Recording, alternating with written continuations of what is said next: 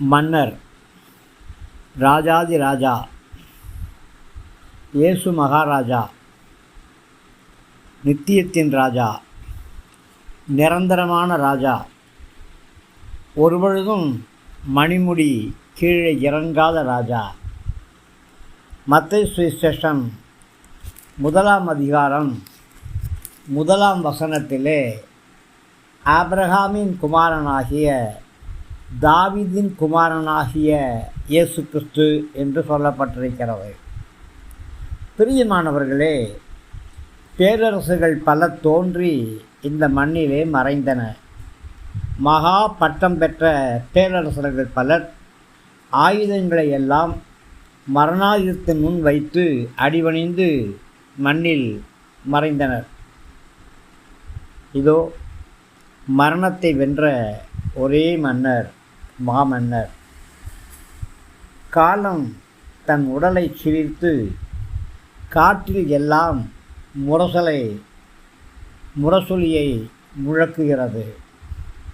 இதோ மரணமே காணாத நித்திய ராஜாவுடைய பிறப்பின் காலம்.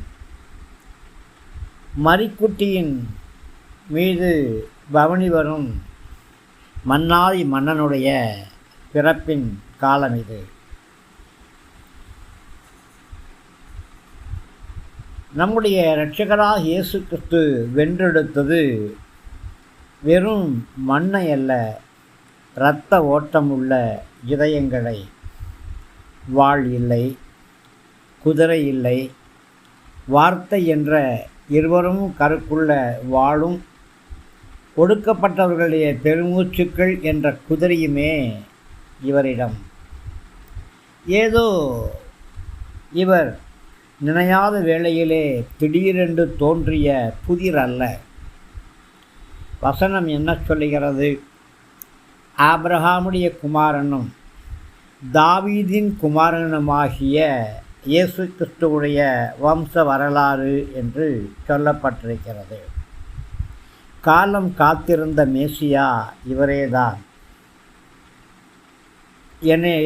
எனவேதான் இயேசு கிறிஸ்துவுடைய பிறப்பு முதல் அவருடைய உயிர்ப்பு வரை நடந்திருக்கிற தீர்க்க தரிசனங்கள் எல்லாம் கோர்த்து இணைத்து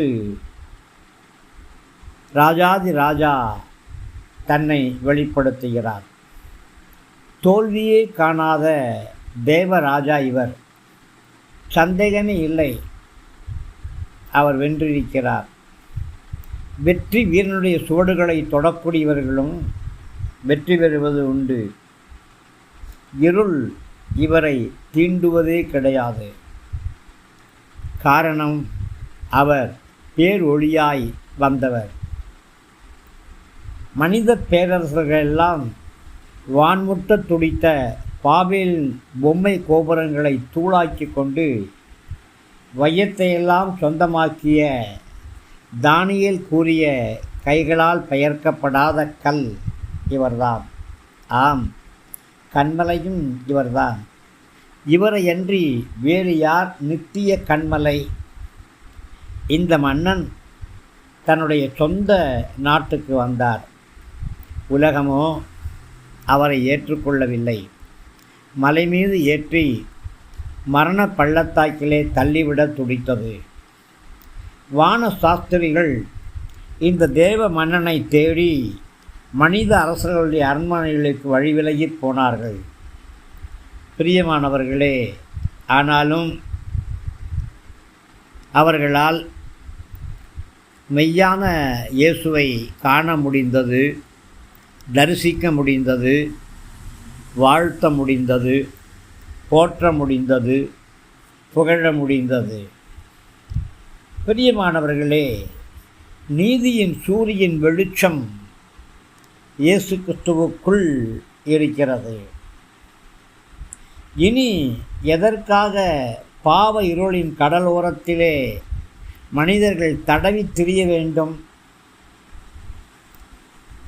இயேசு கிறிஸ்துவுடைய போர் சிலுவையின் மேலே உச்ச நிலையை அடைந்தது. எந்த அரசரும் பெறாத உச்ச வெற்றியை அவர் பெற்றார். அங்கேயும் அவர் வீழவில்லை. மனிதகுலத்தின் எழுச்சியாக உயிர்த்து எழுந்தார். அவருடைய முடிவு இல்லவே இல்லை. முடிந்தது என்று சொல்லி தன்னுடைய ராஜ்யத்தை அவர் துவக்கினார். பிரியமானவர்களே, இந்த வாடாத சீஷத்துவத்துக்கான சோராத போரிலே நாம் அவர் மேலே விசுவாசம் வைத்து அவரை பின்பற்றி வருகிறோமா? சாத்தானுடைய தலை நசுக்கப்பட்டது. ராஜாதி ராஜாவுடைய திரு இரத்தம் பலியாக மேலே தெளிக்கப்பட்டது. அந்த இரத்தத்தின் உடன்படிக்கையாலே ஆண்டவராகிய கர்த்தர் உங்களையும் என்னையும் மீட்டு கொண்டிருக்கிறார். சோதித்து பாருங்களேன். இயேசு பேசினதிலே ஒன்று கூட வீண் வார்த்தைகள் இல்லை. பிரசங்க மலை முதல் பலிபீட மறை வரை எந்த ஒரு மாய்மாலமும் இயேசுவிடத்திலே இல்லை. அதரங்களால் உரைத்தவற்றை உதிரத்தால் முத்திரையிட்டு உறுதிப்படுத்தினார். பிரியமானவர்களே, மனித குலத்தின் ஆசீர்வாதமான பிறப்பு அவர். ஆசீர்வாதங்களுடைய உறைவிடம் அவர். தெய்வீக ஆசீர்வாதம் ஒரு மனிதரை ஆரம்பித்து மனித குலத்துக்கெல்லாம் விடுதலை கூறக்கூடிய செய்தியோடு முடிகிறது.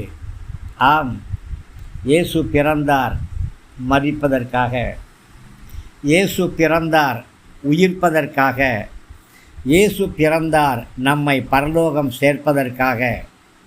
பிறப்பின் மாதத்திலே நாம் இதை நினைவு கூறுவோமா? கர்த்தருக்கு துதிபலி செலுத்துவோமா? ஸ்தோத்தரிப்போமா? ஆராதிப்போமா? வருகைக்கு ஆயத்தமாவோமா?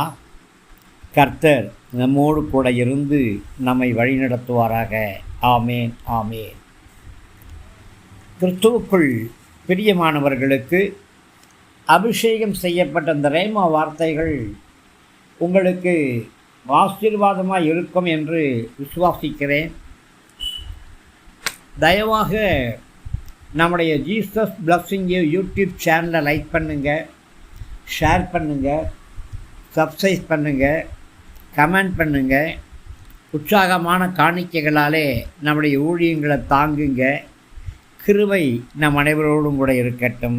ஆமேன், ஆமேன்.